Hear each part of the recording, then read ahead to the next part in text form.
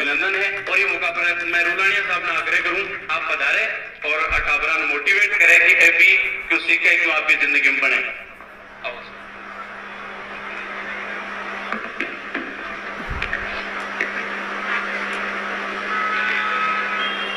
आज के इस कार्यक्रम में मंचासीन आदरणीय महाराज जी,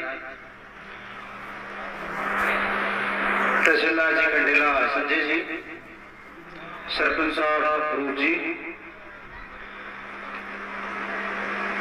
मेरे जूनियर और इसी वैकेंसी में से DYSP सिलेक्टेड बाय नितेश, आदरणीय गुरुदेव, सरस्वती के डायरेक्टर और उपस्थित सभी महानुभाव,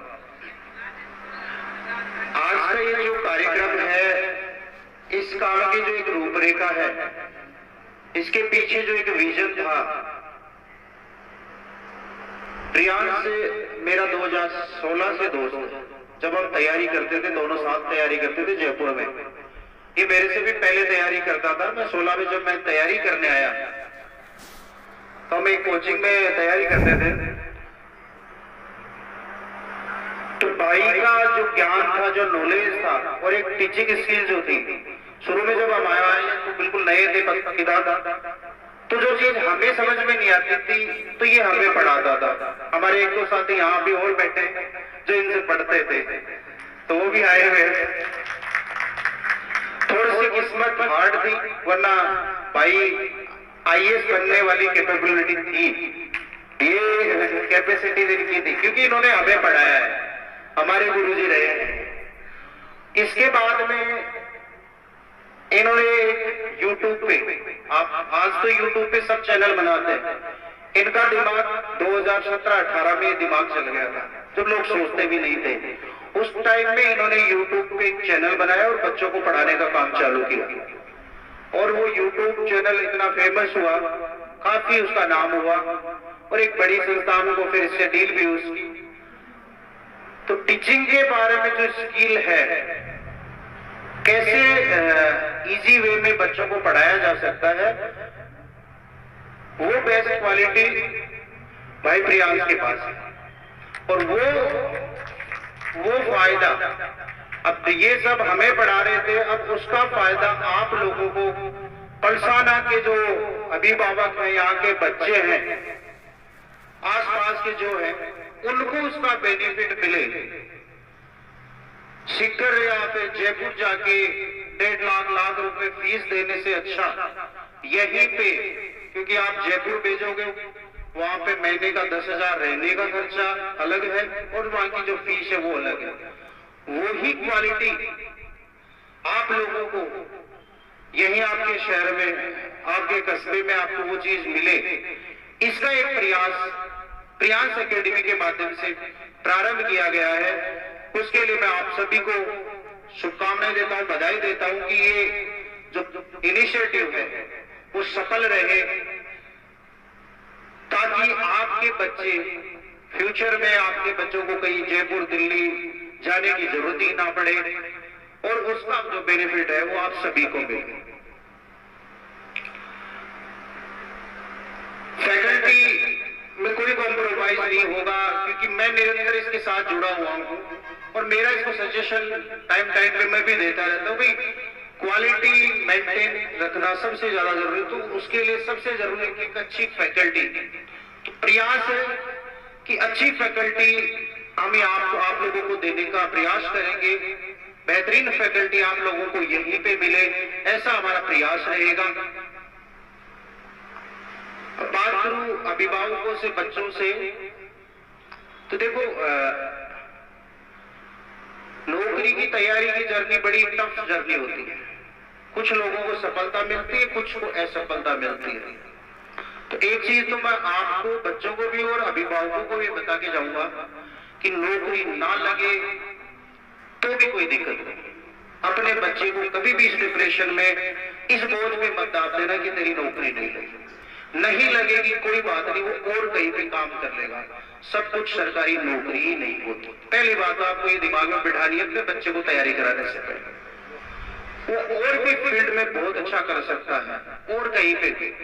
हालांकि आपको अपनी मेहनत, पूरी मेहनत ईमानदारी से करनी चाहिए। बच्चा पूरी मेहनत करे, लगन से मेहनत करे, ये आपको पेरेंट्स को और ये बच्चों को भी देखना है। जैसे अभी सर बता रहे थे कि आप केवल कोचिंग के भरोसे आप सेलेक्ट हो जाओगे, ऐसा कहीं नहीं है, कोई चांस नहीं है उसके। ना कोई ये गारंटी दे सकता है, ना किसी को देनी चाहिए।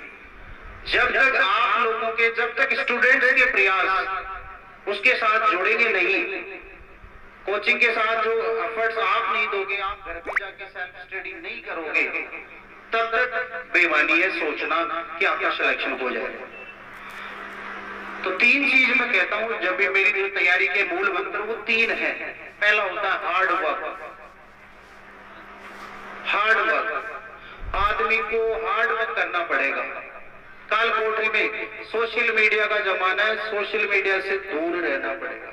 सबसे बड़ी बीमारी आज की है, बच्चे सोशल मीडिया में रील्स देख ले, इंस्टाग्राम चला रहे हैं, टाइम वही जा रहा है। कब रील देखना शुरू किया, कब 2 घंटे चले गए पता ही नहीं चल रहा। तो जो बच्चे तैयारी कर रहे हैं, सबसे पहले सोशल मीडिया से दूर हो जाइए, दूर कर दो इसको। जब तैयारी कर लोगे, जब सिलेक्शन हो जाएगा, फिर देख लेना, फ्री रहते हैं, फिर फ्री रहते हैं। शाम को आओ, देख लो, दिन में देख लो, जब फ्री रहो। पर जब तक सिलेक्शन का टाइम है, हार्ड वर्क आपको करना पड़ेगा, त्याग आपको करना पड़ेगा। पहला त्याग होता है कि आराम का त्याग करना पड़ेगा। आराम से जिंदगी नहीं भाई, 8 घंटे 12 घंटे 10 घंटे डेली पढ़ना पड़ेगा। कैसे पढ़ना है? सिलेबस देखो, जो कोचिंग में पढ़ाया वो पढ़ो, आरबीएस या एनसीईआरटी की किताबें पढ़ो, ये मूल मंत्र और कुछ नहीं है। बट उनका मल्टीपल बार रिवीजन करो, इसके लिए आपको मेहनत करनी पड़ेगी। तो पहला मंत्र है हार्ड वर्क। दूसरा है पेशेंस। पेशेंस जानते हो? धीरज रखना पड़ेगा, क्योंकि आजकल की जो भर्तियां हैं उनमें पता नहीं कितने साल लग जाए। हमने 2 भर्तियां दी, 6-7 साल लग गए। जवान आदमी जाता है, बूढ़ा होके सिलेक्ट होके आता है, ये हालात है। तो ये पेशेंस आपको रखना पड़ेगा, पेरेंट्स को भी रखना है, आपको भी रखना है।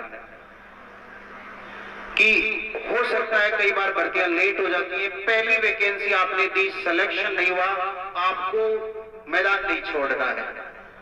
जब तक आपको ये ना लग जाए कि मैंने मेरे पूरे एफर्ट्स डाल दिए, तब तक मैदान नहीं छोड़ना है, पेशेंस आपको रखना है। और तीसरा है कंसिस्टेंसी, यानी कि निरंतरता।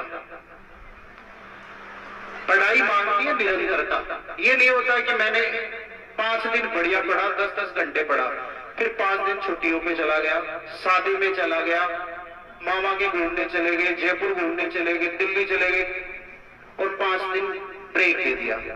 किसी काम की पढ़ाई नहीं है। पढ़ाई का मूल मंत्र होता है कि लगातार पढ़ना होता है।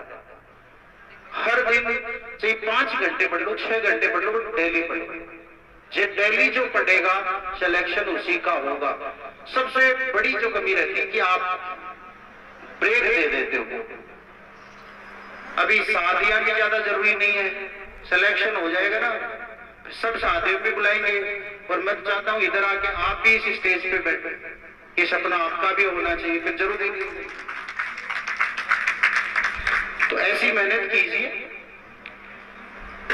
प्रयास कीजिए। ये प्रियांश एकेडमी के द्वारा एक शुरुआत की गई है। मैं भगवान से दुआ करता हूं कि ये जो एक पहल शुरू की गई है वो एक सफल रहे, ताकि पलसाना के अभिभावक उन सबको इसका लाभ मिले।